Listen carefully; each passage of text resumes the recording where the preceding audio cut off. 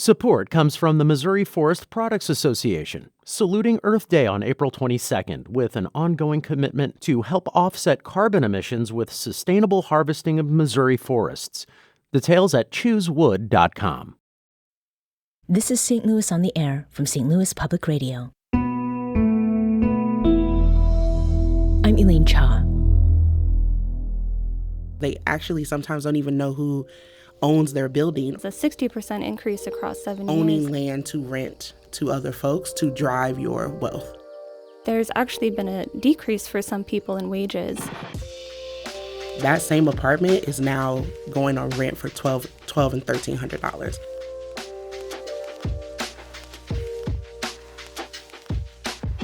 In 2022, the local nonprofit Action St. Louis put out a survey to capture data on city renter experiences.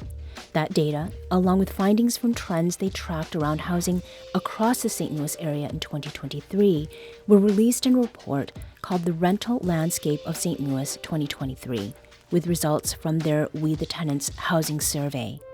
And overall, the picture it paints has much more shadow than light.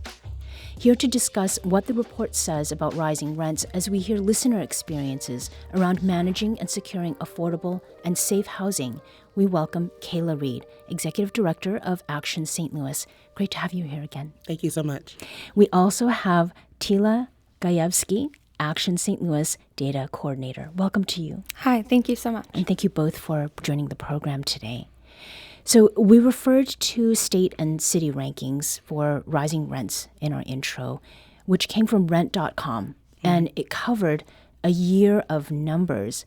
Now, Action St. Louis, with the support of Arch City Defenders, has started its survey of renters in 2022. Kayla, what is it that inspired that survey and the housing report that it's part of? Yeah, so in 2020 during the pandemic, we all have heard the many stories, and Action sort of saw firsthand the impact of the pandemic on renters and the inability to pay rent because we were quarantined and unable to work, and a lot of folks are hourly workers, and so if you can't physically go into work, you're not going to get paid. So we saw sort of this explosive amount of evictions being filed.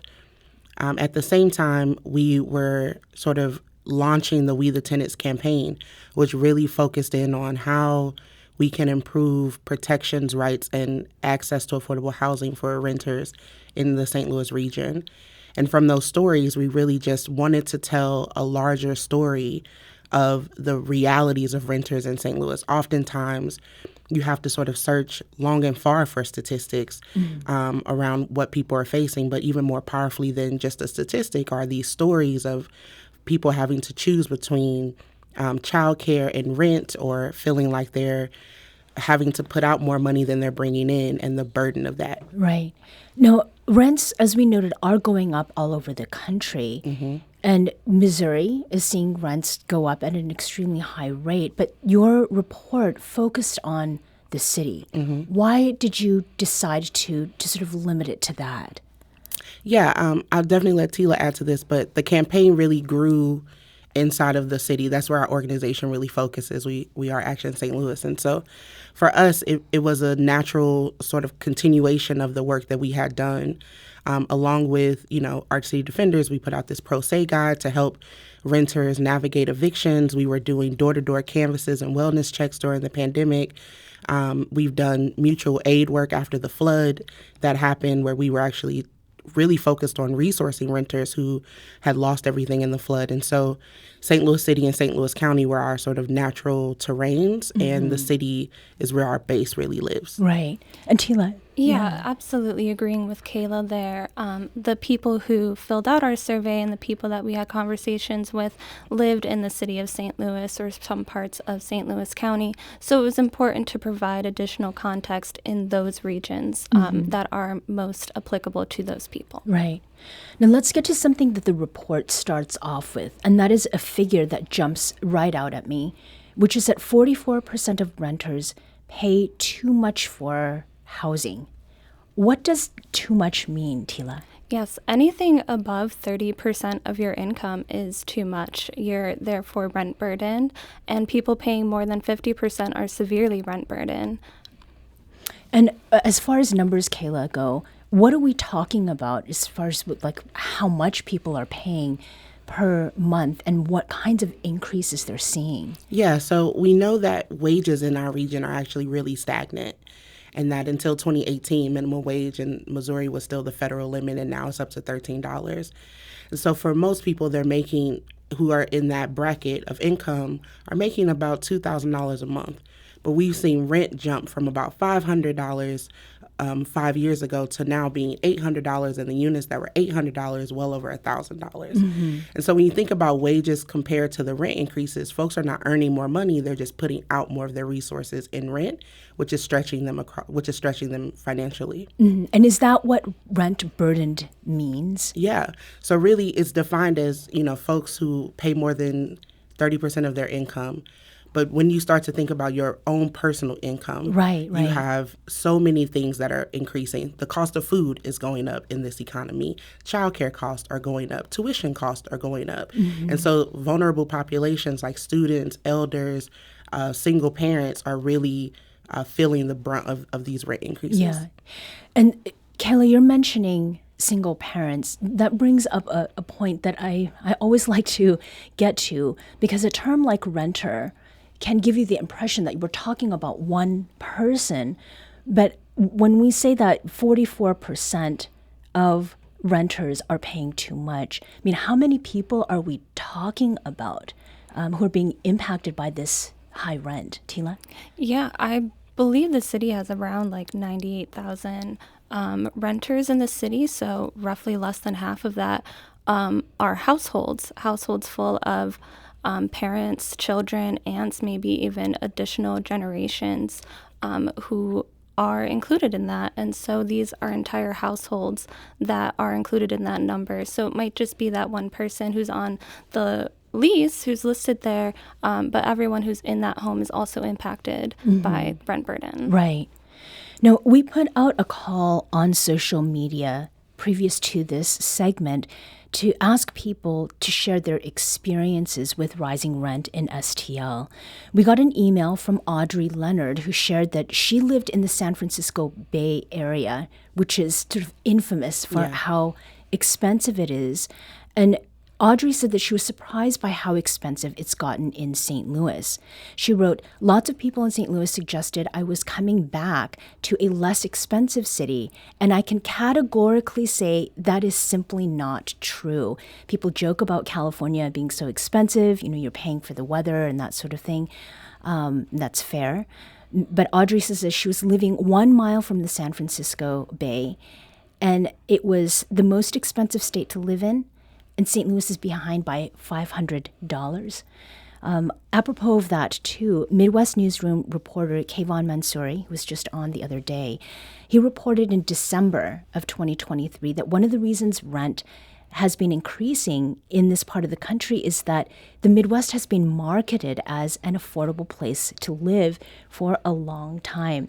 Now, Tila, you are a transplant to St. Louis. This is something that you can kind of relate to. But insofar as the research from this report, what does it tell you about those who already struggle with housing and what they're facing if the attraction of affordable rent just continues to drive prices up? Yeah, so we're really seeing that within St. Louis, rents have increased to levels that we've never seen before. There was a 60% increase across 7 years, and like we've mentioned before, there's actually been a decrease for some people in wages. And so despite it maybe being some more affordable than maybe some denser cities, we're seeing that these wages are continuing to stay stagnant and the rent is continuing to rise at unprecedented levels, and without any type of intervention, it's going to continue to do so. So these are kind of twin problems that we're looking at. There's a triplet, I think, sort of effect that we'll be talking about later too. Kayla, one of the things that I also found striking in the report is what you learned from respondents about average rent by neighborhood. St. Louis has lots of neighborhoods. People are very proud of them. The neighborhood that we're broadcasting from right now, Grand Center, is the most expensive one. at $1,291 a month for rent. And then Benton Park and Tower Grove East neighborhoods, both at $1,174 a month, come next. So these are neighborhoods that, right, one could argue there are special amenities and attractions here, and that warrants a higher monthly rent. But then there are the North St. Louis neighborhoods. Kayla, you and I talked a little bit about what your experience was, like how much you were paying back in 2011 in North County. This report is based on the city. There are areas in the city that have seen disinvestment for decades. Mm-hmm. Median income is not high. So Carr Square averages $998 a month. St. Louis Place is $973, and Jeff Vanderloo is $956. I mean, what do you make of this, Kayla? Why is it so expensive to live in these neighborhoods that don't have those, like, said amenities and have seen so much disinvestment? Yeah, I think in this country, housing is one of the ways that we build wealth, right? And so it's actually the number one way that folks build wealth. And so I think in the last decade, we've really seen an increase in the conversation about owning land to rent to other folks to drive your wealth. And so there has been sort of an incentivized mission across the country where we're actually seeing corporations now step into landlord work, where they're owning multiple properties across the city and county, who are corporations that are not based in St. Louis. And you sort of, what used to be sort of a mom and pop landlord that maybe a couple bought a house with an extra unit that they rent out, you're starting to see sort of this like middle ground landlord that owns 10 to 20 properties. And so what they're incentivized by is pure profit. And housing is the number one thing that we all need. We all need shelter. And so it's not like you can decide to not buy a brand because they increase the price, or it's not like you can decide to not buy a certain car because you found a cheaper option. You have to pay what they are asking in order to keep shelter. And so there really are few options except to figure out how to navigate the burden of increased rent. And we're seeing that across different places. I live in South City. And, you know, when I first moved to South City, my rent for a 2-bedroom, 1-bathroom apartment was $700. That same apartment is now going on rent for $1,200 and $1,300. Few updates have happened, but it's just the surrounding market that is incentivizing landlords to raise their rent. Mm-hmm. And speaking of landlords, our producer, Roche Hemmings, caught up with Isaiah DiLorenzo, who's a landlord in South St. Louis, the area that you're from, where you're living, Kayla. And she asked for his perspective on what is driving the rise in rent costs. Costs have gone up, so it is justifiable that rents go up as well. Yes, but obviously, of course, there's opportunism among property owners who are, trying to make some money. In some instances, maybe they've been operating at a loss for years. When the market is saturated and it's hard to rent stuff, there's periods where a landlord isn't making any money. They're just paying the building down. So I don't know. I mean, I know it's easy to vilify landlords, but it is a good time for them, and they're trying to benefit from it. Tila, what do you make of that? He said it himself that landlords are taking advantage, and for him to see it himself speaks to that it being a larger issue. And when you're talking about your potential profit, you were comparing your potential profit to the lives of people and their ability to live healthy and long, successful lives versus maybe some additional income. So it's very lopsided. Mm-hmm. Kayla, how about you? Yeah, I think what we have seen over the past, few years, especially doing this tenant organizing work, is that from, the individual landlord all the way up to the corporations, we're in a market where people are trying to drive the bottom line. And the pandemic made it that much worse.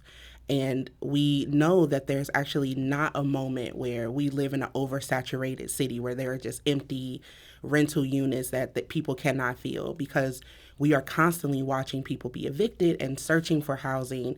We have an unhoused population who are not able to transition into permanent housing. There are so many people who actually need housing in our region and need affordable housing in our region. And so I disagree with his assessment that there are moments where landlords are not, maybe during the housing crisis of in 2008, but right now this is a landlord's market, and they're really driving the bottom line to make more money, and at the cost of people whose wages are stagnant and who are actually suffering. And then if you sort of fall into that where you aren't able to pay your rent for whatever decision, and I've talked about this on the show before, I've been evicted twice. It's incredibly hard to get back on your feet post these decisions. And one of the main drivers of people being evicted is rental increases and the amount of financial burden that puts on them, because they have no extra income for anything that comes into their lives. Yeah. Then, how is it that you square, you talked about building wealth and people buying homes and then renting them as a way to build that wealth? It is a business, and it's meant to help people make money. I mean, what about landlords making a living, particularly maybe the ones who are individuals? Yeah, I mean, I think that's the question, right? Should housing be a marketized item in the same way that we see other sorts of sectors of business? And or should we as a society be thinking about providing safe and affordable housing for the people who live in this country? And we've privatized land, we've increased rental prices, home ownership is inaccessible for a lot of people. And so you are stuck sort of between this rock and a hard place. And in this reality, we are just watching people suffer. And so, I get the desire to take care of your family, raise funds for yourselves, create generational wealth. But Support comes from the Missouri Forest Products Association, saluting Earth Day on April 22nd with an ongoing commitment to help offset carbon emissions with sustainable harvesting of Missouri forests. Details at choosewood.com. we're also creating is generational poverty, because we're concretely sort of solidifying people's position in the lower class because they're not able to figure out how to save, how to invest, and how to thrive inside of their financial position. We need to take a quick break, but we'll be back shortly to continue this conversation. This is St. Louis on the Air on St. Louis Public Radio.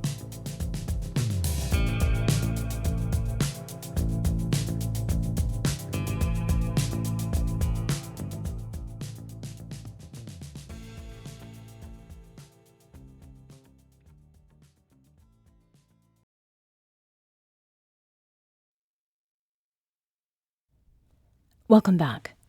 Let's return to our conversation about rising rent and the challenges that face folks seeking affordable and safe housing in St. Louis. We're talking with Kayla Reed and Tila Gajewski, Action St. Louis Data Coordinator, and we're speaking about recently released findings from the Rental Landscape of St. Louis 2023 report. Now, Tila, before the break, it seemed like you'd wanted to add something to what Kayla was saying insofar as the marketization of housing goes. What was it? Yeah, absolutely. So in terms of our survey findings, we're actually seeing that the majority of people being threatened with eviction or facing eviction or living in these poor conditions, these properties are actually owned by large corporations, LLCs, and companies that own lots of other properties. So we're not really seeing as much of the issue with these smaller mom and pop landlords, although they do have their own issues, which comes with having the housing in the market that we do today. But we're really seeing these issues coming from larger corporations at an increasing rate. Mm-hmm.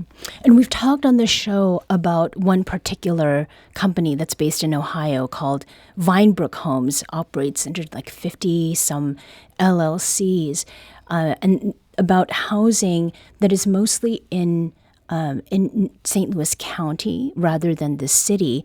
But did you see that there was an uptick, Kayla, in companies coming in to buy homes for rent during the pandemic? I mean, was that also part of the problem that you were observing that was really having an impact on renters? Yeah, I think we used to have a reality where apartment complexes were owned and operated by companies in the region, in the state. Now we've started seeing this corporatization of, sort of coastal companies seeing billion-dollar opportunities in buying these apartment complexes from those state-based companies and raising the rent. And so that has been a phenomenon in St. Louis where we're actually seeing multiple buildings change ownership rapidly because there's this constant buy and sell mentality now, that when there are too many complaints or there's bad publicity, we quickly see a corporation put a building up for sale and another corporation absorb it. And so then there's no pathway to accountability for renters because they actually sometimes don't even know who owns their building or what's the pathway to communicate with those owners. So living conditions is something that I want to make sure we get to because, again, with that company that we talked about, the real estate company Vinebrook, much of the problem in the original investigation that we talked about on the show had to do with just terrible living conditions. The properties themselves were not being taken care of. And, insofar as living conditions that are in the report, part of what Audrey Leonard, whom we heard from earlier in that email, said was that St. Louis increased her and her neighbors' rental rates by 10% with no additional benefits to the tenant. Like, we don't have any sense of what Audrey's home looks like or what its condition is. But in your surveying and research, Tila, there are tenants that are seeing higher rent. At the same time, they're seeing declining living conditions, including things like pest infestation and mold. I mean, how bad is it, and what are some of the specific problems that they've shared with you? Yeah, I'd say one of the most common issues are pests. Around 70% of our respondents had dealt with pests, whether they were roaches, rodents, rats, and things like that. That is a main concern. Also, mold, leaks, flooding are also huge concerns. And we're noticing that over 80% of our respondents had at least one of these issues and was dealing with one of these issues. And also that their landlords are not responsive to these.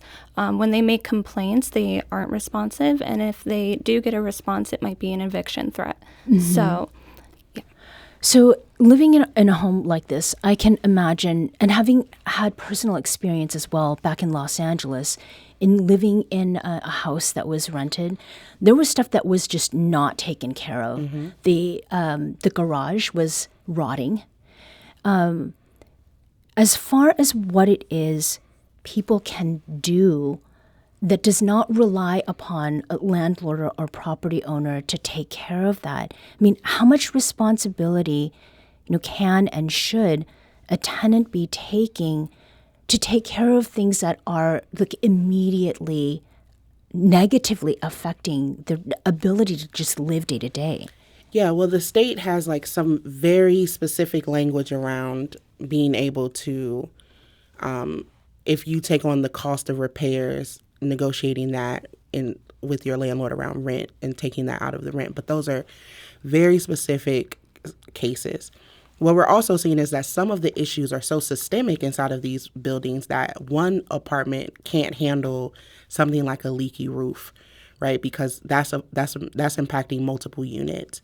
And so there are very few avenues of opportunity for renters to file a complaint or record those issues and then sort of negotiate with their landlord. Tenants are not really empowered in the city and state in those ways that we sort of see in other states. And then what I'll say is, we've talked about conditions. What I think is interesting about in 2024 is the city actually has filed multiple lawsuits against landlords who were renting horrible conditioned facilities to renters and forcing them to pay cash. So there's almost this underground market of almost condemned buildings that are being rented out. And as I said before, shelter is the number one thing that most of us need. And so people are still paying rent in places that probably are uninhabitable. This could come off as an obtuse question, and one that has a very obvious answer. Keila, why don't people just move out? Well, they can't. It takes a significant amount of money to find a place, to move to that place, get all of your things there. That's also a significant amount of time that people may not be able to take off work. It's also very disruptive. You're leaving behind your entire community, your support system, and to move to somewhere else where you might even have the same problems. And we've had people express that there's somewhat of a fear that it might even be worse somewhere else. Mm-hmm. So we're looking at a very big problem. Mm-hmm. When Action St. Louis set out, to do this survey and to receive some of the feedback from people who responded, what were you all thinking about as far as a goal or solutions? How do these results, these findings, move us somewhere closer to getting to a better place? Keila? Yeah, I think, Action is an organizing institution. So we believe that people power is often the solution to some of our most gravest problems.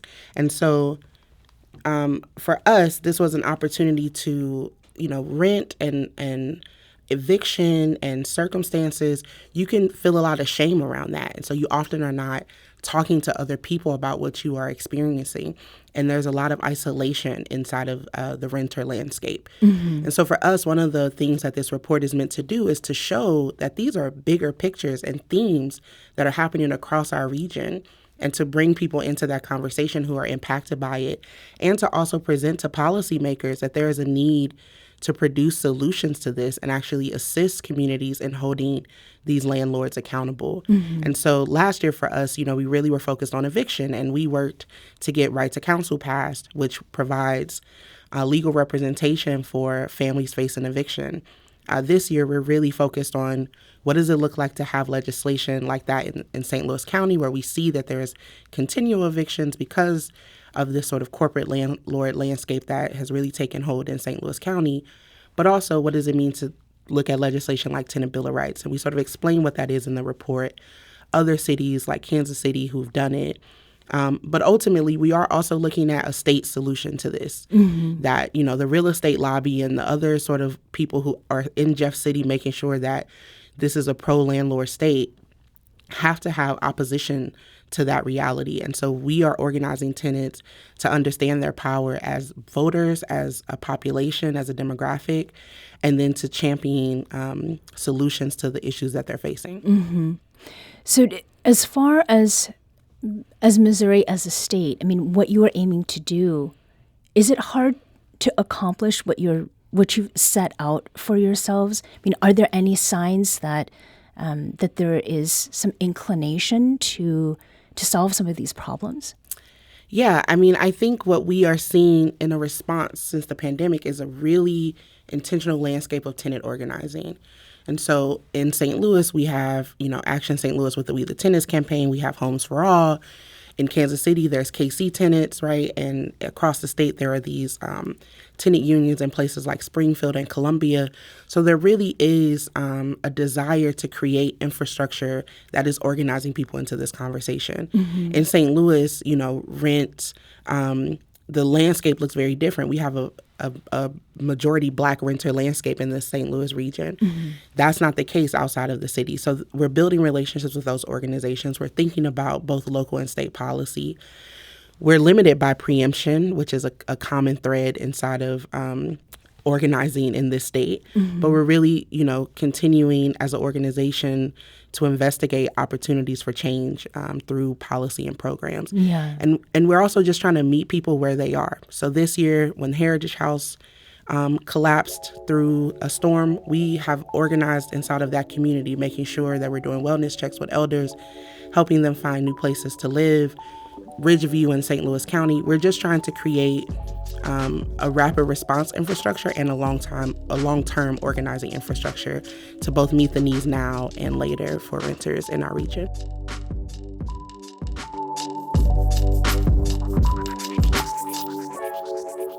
This episode was produced by Maya Norfleet. Our audio engineer is Aaron Dorr. This podcast was mixed and edited by Aaron. Our executive producer is Alex Hoyer. St. Louis on the Air is a production of St. Louis Public Radio. Understanding starts here. St. Louis on the Air proudly supports local artists by using music from Life Creative Group. Do you find yourself regularly listening to episodes of St. Louis on the Air? Suggest us to a friend you think might enjoy our conversations, and leave us a review and rating on Apple Podcasts on the App Store. It's the simplest way to help people discover our show. Thank you. St. Louis Public Radio is a member-supported service of the University of Missouri St. Louis.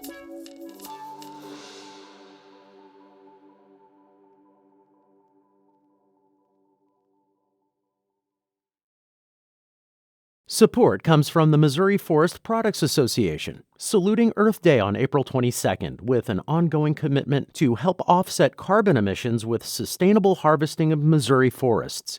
Details at choosewood.com.